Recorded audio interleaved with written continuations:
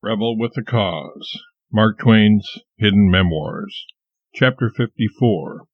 Awful Insult. 1881. When I resumed in earnest work on a novel I had long contemplated, my older daughters, Susie and Clara, had already grown out of toddlerhood, and Jean was just entering that stage of life. Now that I had these three, and Livy, as a target audience for it, the self-imposed push was upon me to finish my medieval-era book revolving around mistaken identity between the scion of a family who infested a palace and the son of another family who lived nearby, albeit in vastly more humble circumstances. It was in 1880, I believe, when I put The Prince and the Pauper on the front burner.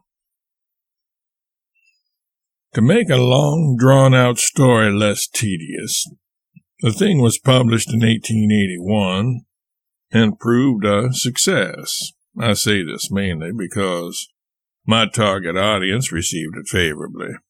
It was, at the time at least, their favorite book of mine. That goes for Livy as well as our girls. It was their favorite book of mine, which gave it special meaning to me. Livy and the girls even surprised me with a rendition of some of its scenes in a neighborhood play they staged for me by surprise at the end of one of my long lecture tours. On that occasion, when I returned home to a practically empty house, and was thoroughly ignored by the few who were there, all of whom seemed to be doing their best to avoid me and frantically rushing off first to one place and then another, I was at first disappointed and even considerably annoyed. So, when I was soon called to the Warners' home next door, I didn't want to go. I didn't want to go anywhere. I wanted to stay home and fume and vent. Nevertheless, I went, but not in a state of mind conducive to being a pleasant guest. What a surprise it was when I arrived there to see a makeshift stage and the cast, my daughters and the neighborhood children, in their period pieces, festooned with regalia fit for a king, or a prince and his court, at any rate. Livy had adapted my story for the stage, and the children had worked hard on learning their parts and put on a command performance for me, as a tribute to my work. Which proves that the initial appearance of a thing can be deceiving. I am so happy that I wrote that book for them, because it was, for them that I wrote it primarily, the tribute they gave it and thus me, by calling it my best book, as Susie did in her diary, and showing their love for it in action as they did, is the critical acclaim that has always meant the most to me. Editor's notes. In Susie's biography of her father, which is included in its entirety, along with Twain's annotations and running commentary on it, in his dictated autobiography, she expressed her admiration for The Prince and the Pauper, especially because this work would, in her opinion, open people's eyes to her father's sensitive side, and help them see that he was more than simply a humorist. One of the most unusual series of events to ever occur in the Clemens household was in 1881, when, on 3 successive days, each one of the Clemens girls was saved from a fire. In A Family Sketch, Twain described the events, which feature nursemaid/tutor Rosina Hay and Twain's barber as the heroes. Rosa had a 2/3 share in the 3 days. The barber had the other third. We were living in the Hartford home at the time, and it was cold weather. Clara had diphtheria, and her crib was in our bedroom, which was on the second floor. Over the crib was built a tent of blankets, into which projected the pipe of a steam and apparatus which stood upon the floor.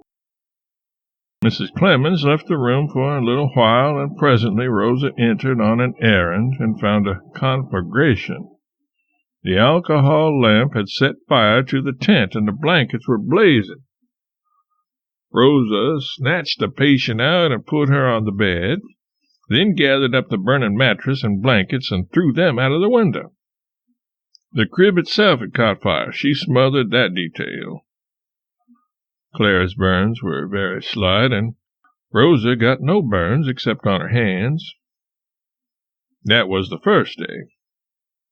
The next morning, Jean, the baby, was asleep in her crib in front of a vigorous wood fire in the nursery on the second floor. The crib had a tall lawn canopy over it.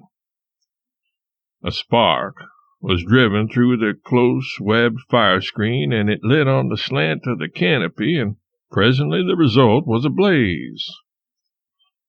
After a little, a Polish servant woman entered the nursery, caught sight of the tall flame, and rushed out shrieking.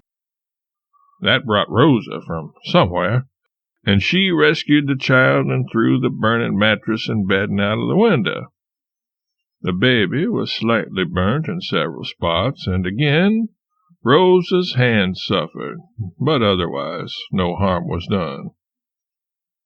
Nothing but instant perception of the right thing to do, and lightning promptness in doing it, could save the children's lives. A minute's delay in either case would have been fatal, but Rosa had the quick eye, the sane mind, and the prompt hand, and these great qualities made her mistress of the emergency. The next day was the third day, and completed the series. The barber came out daily from town to shave me. His function was performed in a room on the first floor. It was the rule, but this time, by luck, he was sent up to the schoolroom, which adjoined the nursery on the second floor. He knocked. There being no response, he entered. Susie's back was visible at the far end of the room. She was deep in a piano lesson and unconscious as to other matters. A log had burned in two. The ends had fallen against the heavy woodwork which enclosed the fireplace and supported the mantelpiece, and the conflagration was just beginning. 5 minutes later the house would have been past saving. The barber did the requisite thing, and the danger was over. So ended what in the family history we call the 3 days, and aggrandize them with capital letters, as is proper.